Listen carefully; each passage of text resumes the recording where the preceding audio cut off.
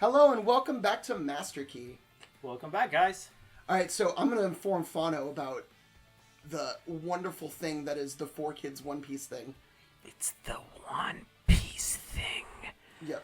I don't know what that is, but I'm guessing there's boobs involved. No, actually. No? Okay, so we were talking about how everything was dumbed down for 10-year-olds, right? Right. You know about 4Kids. They used to change things all the time. They used to call fucking rice cakes jelly donuts in Pokemon. Oh my god, I hated that. I'm like, dude, no. They used to like there was this one episode of Pokemon where a giant rice ball was rolling down the hill, right? And Ash catches it, and like he's like, yeah, whatever, and then some dude comes running after it.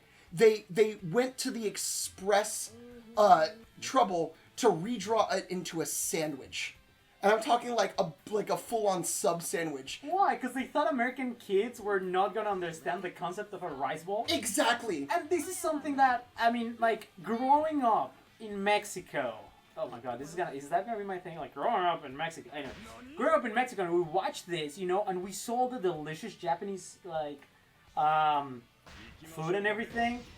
And for the longest time in my life, me and my friends and I, see, I don't English good, my friends and I, we were just like, oh my god, Japanese food and whatnot, and then we discovered this place. Oh my god, Joey, I cannot tell you, like... I'm interested. I just can't. Yeah, that's it, I'm sorry, I can't tell you. Oh, okay. No, I'm just kidding.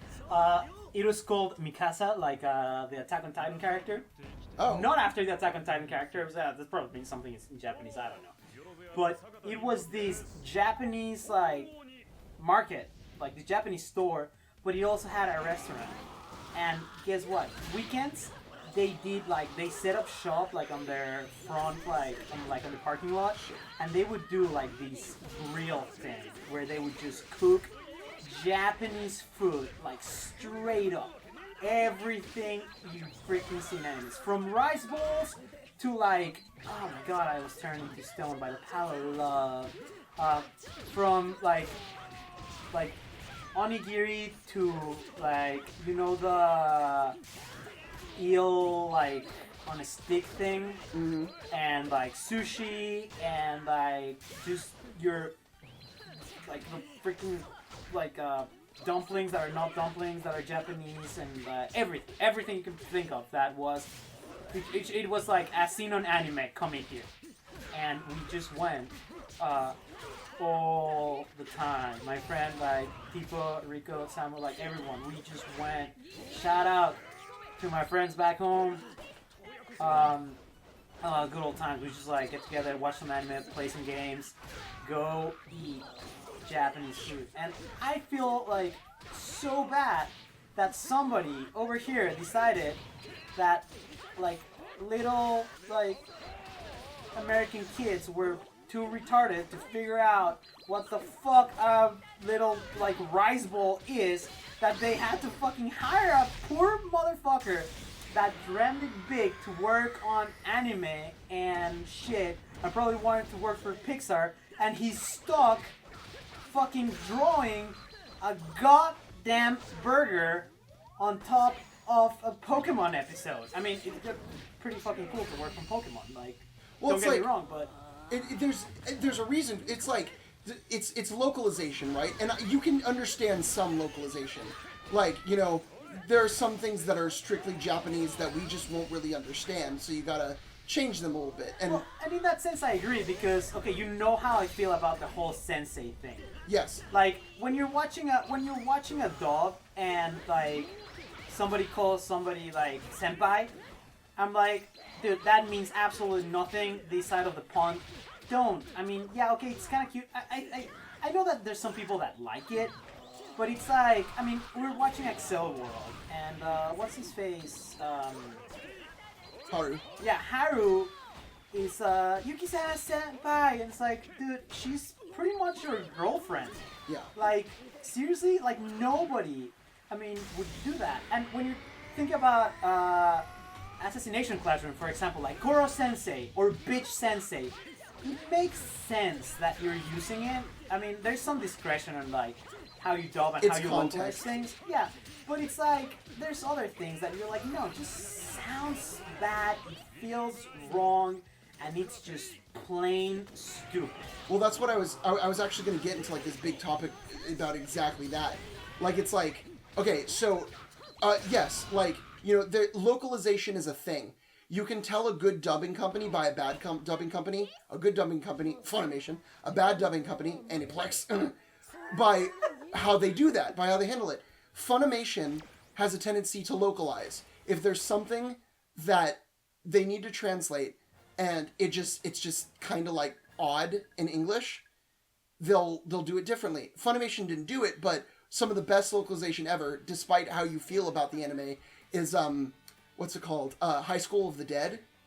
Oh, I love that. Perfect localization. I love that. It's it makes it sound like what you would expect. Like it's a perfect transition from like the Western mindset. And Funimation has a tendency to do that sometimes. They'll and it sounds cool when people do that if you do it right. And then there's like Aniplex where they'll translate it completely and it'll just sound dumb and wrong and it just doesn't work. Sometimes for them. But so back on the whole One Piece thing, like Oh yeah, that's what we were talking about originally. yeah, four kids bought it and they originally didn't want it, but they were forced to buy it anyway. They didn't want it? They didn't want it. Why would you not want that? Because this is the reason why. One Piece is so fucking inappropriate for kids that it's not even funny. There's boobs. There's blood out the ass. There's swearing. There's really inappropriate situations. And is it just me? I mean, I haven't watched it yet. It's an anime that I will always will want to watch, but I don't know if I can commit to that because that's like you gotta marry One Piece. Yes. Like, when I was living in Colorado, my roommate Dylan started watching One Piece, and every single waking moment, it was playing in the house. Like, yeah. If he was like playing League of Legends, One Piece was on TV. If he was cooking, if he was like taking a fucking shit, like One Piece is gonna take. And that's how he managed to get through with it. Like 24/7 watching One Piece for like a semester. And I mean, that's cool. I saw some really cool things. I really like their character design. It's a good show. So much that I like about it. But I don't know if I'll ever be able to commit. But at the same time, is it just me? Or every story arc, like, girls get more girly? Well, here, like I was gonna say, there's the thing about that. The reason they didn't want it is because it's super inappropriate. But and Funimation did something incredibly funny to kind of accentuate that. But it's like they didn't want it because of that. I think I'm just guessing here, but I think that's the reason why. I just know that they didn't want it. They said it. But so because of just how inappropriate it is, they not only cut out about 50 episodes worth of content, which is why everybody was so fucking confused about what's going on. So many plot holes from dub cutting because they'll skip like 3 arcs just of cut content. But they replaced things. Like one of the most infamous scenes where they replaced a dude holding a gun to a kid with a plank and a spring and a hammer on it. Wait. Yeah, like go look it up. I'll during editing I'll put that shit up so people let's can see the see clip. it. Let's see the clip. Yeah, that. Okay. So it's like, they a hammer and a plank and shit, and they replace Sanji's cigarette with a lollipop, and like all this. I've heard about that one. Which kind of makes sense sometimes because it's like the way my friend Josh likes to put it is that you know smoking makes you kind of lose your sense of taste. So having him not being a smoker is kind of a cool. It works, but not in the way that they were intending it to. Right. But anyway, like shit like that, like they would do that all the time. So when Funimation got it, because that's the thing, they were trying to localize it for American audiences, but 4Kids' version of localization is censoring the shit out of things to make it more appropriate for American audiences. Didn't they do Pokemon as well? No, they do that with Pokemon all the time. But the thing about Pokemon, I always say that Pokemon is their most successful thing because they replaced the Japanese stuff with like really funny and fun things about American things, like Team Rocket being super punny, and Right. I will never find another person. If you're in the comments and you actually think this, then good for you because you're a rare Pokemon. Haha, topical. I've never met someone who didn't think that the choice of doing that accent for Meowth was not the best fucking thing in the world. Like him being like that, yeah, I'm a hit, like the New Yorker thing. Like, I love it. Everyone loves it. Like, stuff like that. Like, that's some good localization. So they're super successful in things like that. But with One Piece, they didn't do anything good. Like, it was just a disaster.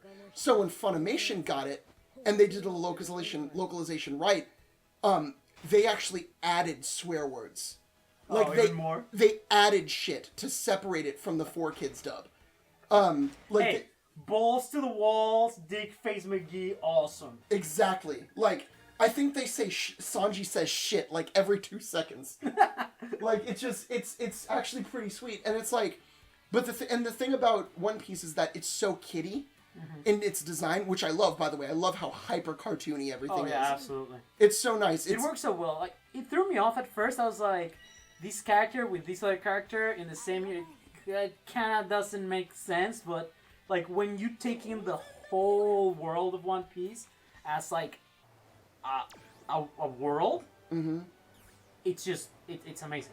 Yeah, it's like it's inspired obviously by Akira Toriyama and his art style, because it's the same thing. Like, they're heavily influenced by like Disney and like Western, like really hyper stylized stuff instead of like the usual anime fare, which is something that people like about it because it's different. Yeah. But it's like, I think 4Kids saw that and they thought it was for kids, but it's not.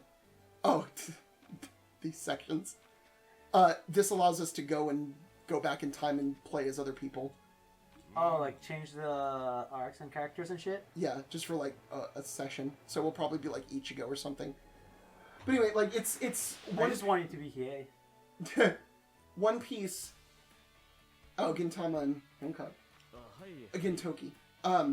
One Piece is just like it's Why is like she that. doing that? Like that. It's what- so fucking inappropriate. Like, there's boobs everywhere. And when they got to the new art style, the new animation studio, like, everybody's breast size like goes up Yeah, that's like what I was twice. talking because like when I was playing these the other day, because like full disclosure, Joey's been in the game, and I just kind of when we talked about these, I was like, I better like practice a little bit so I'm not a massive scrub.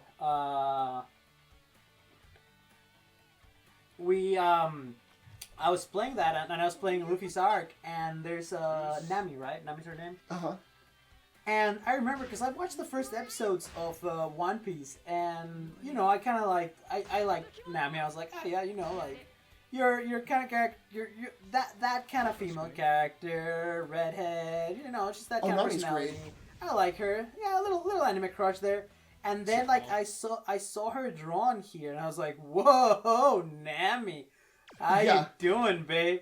So it's like, dude, it really changed. Yeah, they got a completely new art style, like, I think in, like, the 400 episodes. Something, I don't remember. But it's, like, it's completely new animation studio, because Toy is... Toy... No, Toy... Okay, Toy Animation makes some of my favorite shit. They make Digimon, they make Dragon Ball, they make Saint Seiya, they make... Yeah. They make Sailor Moon, you know, blah, blah, blah. They're so bad. They're so... Ugh. They're such a bad studio now, and I mean, they've always been kind of eh. Well, I mean, just what they're doing with Dragon Ball Super, I think that must be addressed. Like, why are we not talking about this? It is no... Okay, I get it back then, because for people that are not that familiar with it, when you get an animation project, pretty much how it works is that you have your main studio that does of you start the process. So you've got the writing and you do it in house. You then do like your animatic, and you have some animatic and storyboard artists that work on that. So it's like you've got the script, then you do a storyboard, then based on the storyboard you do an animatic. And I mean, people might do it differently, but this is kind of how I'm familiar with the process, because that's what we did back in Mexico. And then from the animatic, you pass it on to your in-house animators, who do the keyframes, and use like your stock like character sheets and models to just put in those keyframes. And if you have a really good scene and something that is very important, you might do it in-house, and you're gonna have like your best people do it, and then you're gonna outsource everything. So you're gonna send it, like they send a lot of stuff to India. Argentina is also doing a lot of animation. So you send to all these places where it's cheaper to make it than if you do it in Japan or in the States or in some places in Europe. And then these people just like split it up, and based on the budget that you have, it's the quality of animation you're gonna get, because some studios, first of all, they're just working on these insane, like impossible timelines to complete a project, to get it out and everything. So that's why you see like the shifts in quality of animation every now and then. And anime back then, like Dragon Ball back then, has it. There was like an article going around, and I think you shared that on Facebook, right? Yeah. Every episode at a different key animator. And that explains it perfectly. So we'll try to find it and post it in the description or something. But essentially, I mean, back then, you know, it was Dragon Ball. It was like the Freezer Saga, so that's like how we call it in Spanish. But then you have to get it out, you know, you have to get your anime out because, you know, the people want it, you know, you're under a contract, whatever. But nowadays, it's motherfucking Dragon Ball. Yeah. You're not doing like, it's not like Joey and I are putting up a show and we have to do whatever our distributor is telling us that they want it like in 3 months. No, it's Akira Toriyama coming back with a new Dragon Ball. He's in a position, or the studio's in a position of saying like, you know, we're gonna do some good work, and we're gonna take our goddamn time to make some good work. And the reality of the situation is that they're not. They're doing the exact same thing, and they are just rushing it, and the animation quality goes up and down and up and down and up and down. And as a result, you're telling me what Funimation is doing now with it. It's like, okay, what they're doing is it started with, I think people started noticing it with Sailor Moon Crystal, right? It's one of those things, like, I'm sure people have noticed where like a lot of stuff is getting remade these days, because anime, old adaptations of anime were made for basically a quick buck. New adaptations are made now to be more faithful to the story, like Kai and Hunter x Hunter 2011, Sailor Moon Crystal, Full Metal Alchemist Brotherhood. Because people like and read manga. Yeah, they want the actual stuff, right? So with what they did, though, but what Toei does, and it's something that's just BS, and they've done it a lot, is they'll rush it out to try to get this anime out, and they'll come out with stupid frames so they can put it online, so you can watch it online, right? And then when it goes for the Blu-ray, they'll go back and fix it. And that's what's happening with Super. That's what's happening with Super. And it just looks so bad. Like, it's so horrid looking. I've never seen this anime. I wish I should. Oh, is that the, like, basketball one or something? Yeah. Okay. I think we're kind of cutting it pretty long on this one. I didn't want to interrupt you there because I just was ranting, but, We'll start the fight next time on Master Key. Alright. Just super pause it. Yeah, so thanks for joining us. Remember to subscribe for more goodies. Check tomorrow for a new episode, and click on the playlist if you're just joining us. Make sure to watch tomorrow and subscribe, definitely.